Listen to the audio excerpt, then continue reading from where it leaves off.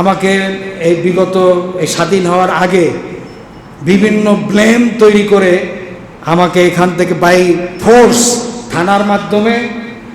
থানার মাধ্যমে চিঠি ইস্যু করে আমাকে অব্যাহতি দেওয়া হয়েছিল। সেখানে বলেছে যে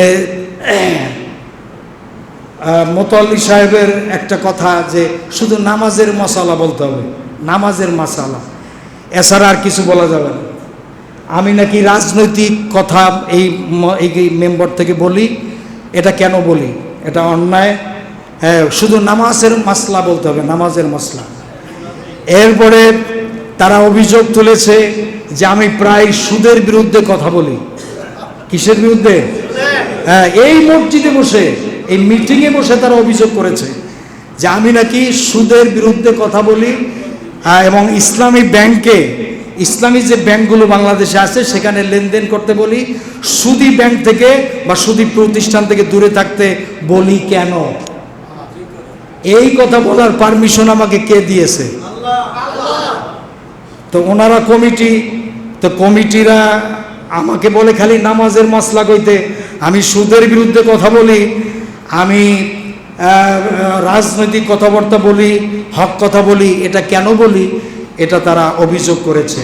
এভাবে করে তারা থানাকে ব্যবহার করে তখন ওসি সাহেবকে তারা ম্যানেজ করে, থানাকে ব্যবহার করে তারা আমাকে বাই ফোর্স দুইটা চিঠি ইস্যু করছে। একটা হলো কমিটির পক্ষ থেকে আর একটা হচ্ছে থানার পক্ষ থেকে। দুইটা চিঠি ইস্যু করে আমাকে এখান থেকে অব্যাহতি দেওয়া হয়েছিল। আলহামদুলিল্লাহ, আমাদের দেশ স্বাধীন হয়েছে। এরপরে আমাদের মসজিদও পরাধীন অবস্থায় ছিল, মসজিদও স্বাধীন হয়েছে।